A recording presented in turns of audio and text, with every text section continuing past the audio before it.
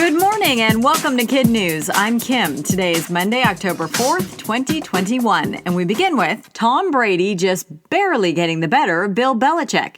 In a homecoming for the ages, football's GOAT returned to the New England stadium he played in for 20 years to face his old coach and his old team for the first time since bolting for Tampa Bay. But it was no walk in the park.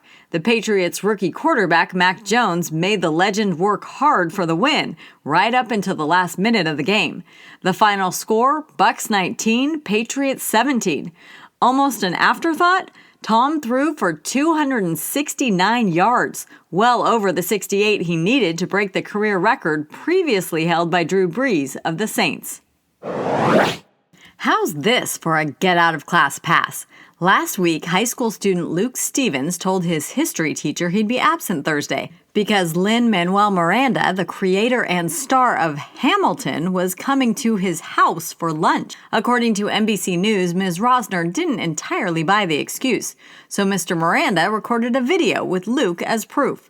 In it, the Broadway star tells the skeptical teacher, "I'm sorry he can't be in U.S. history class right now, but he's with me. We're going to go over the Bill of Rights and anything you may be covering. This is not lost time. Thank you for excusing him from class."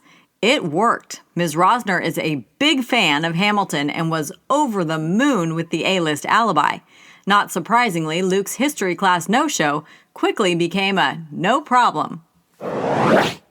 For students in one U.S. state, getting a COVID shot will soon be a back-to-school must. On Friday, California announced it would be the first in the nation to require the vaccine for all kids wanting to attend class in person. The requirement will take effect the semester after the FDA grants the shot full approval. For 7th to 12th graders, that green light is expected in January, which means the vaccine will be mandatory by next fall. Kids in kindergarten through 6th would be added to the order once the shots for 5 to 11-year-olds get formal federal authorization. Those who decide against it will have to homeschool, take online classes, or do independent study.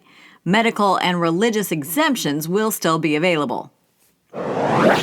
There's only one diamond mine in the United States open to the public, and it just made the headlines again. A California couple visiting Crater of Diamonds State Park in Arkansas found a 4.38-carat sparkler, the biggest so far this year. It's the size of a jelly bean, shaped like a pear, and lemonade yellow in color. On average, 1 to 2 diamonds are scooped up by park visitors each day. According to People magazine, the largest unearthed there was in 1924. It was a white diamond with a pink hue that weighed more than 40 carats and was given the nickname Uncle Sam. The gem was later cut into emerald shape and purchased by a private collector. It's a big week for science. Starting today, the winners of this year's Nobel Prizes will be announced. Already this morning, someone got an early morning wake-up call with the news that they had won the top honor in medicine. Tomorrow morning, the phone will ring for physics, and on Wednesday for chemistry. Literature gets announced on Thursday, and on Friday, it'll be the Nobel Prize for Peace. The World Health Organization and its work toward ending the pandemic is widely viewed as the favorite. But New Zealand Prime Minister Jacinda Ardern and climate activist Greta Thunberg are also high on the list of possible winners. In other kid news notes this morning, a big birthday for Jimmy Carter. The oldest living U.S. president turned 97 last Friday. He marked it quietly at home in southwest Georgia with his wife, Rosalynn. Sharing a birthday with the former president, Disney World in Florida, which turned 50 on October 1st. How do ticket prices compare? In 1971, adults paid $3.50 and kids $1. Today, neither can step into the Magic Kingdom for less than $100. And the Squid Game will soon shatter Netflix's record for the most watched show ever. The series, whose premise has been compared to The Hunger Games, was released worldwide on September 17th and immediately shot to the top of the charts in 82 of 83 countries. Experts praise the show's realism to Korean culture and masterful writing. That's it for Kid News this morning. Now, today's Kid News quiz. Who taped a video excuse to get a Georgia teen out of history class? Hamilton creator Lin-Manuel Miranda. What state is the first in the nation to require COVID shots for all students? California. How big was the diamond just found in Crater of Diamonds State Park in Arkansas?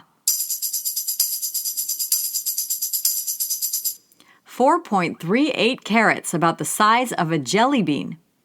What prestigious awards get announced this week? The Nobel Prizes. In today's Kid News Kicker, we've all seen dogs with long ears, but were they Lou the Coonhound long? Probably not. Lou's velvety black and tan beauties measure more than a foot long each, 13.38 inches to be exact, enough to earn her a spot in the 2022 Guinness World Records book. Coonhounds and bloodhounds are known for having long ears that drag on the ground and trap scents when they're on the hunt for something. But Lou? She reportedly only likes to track down glimpses of herself in window reflections.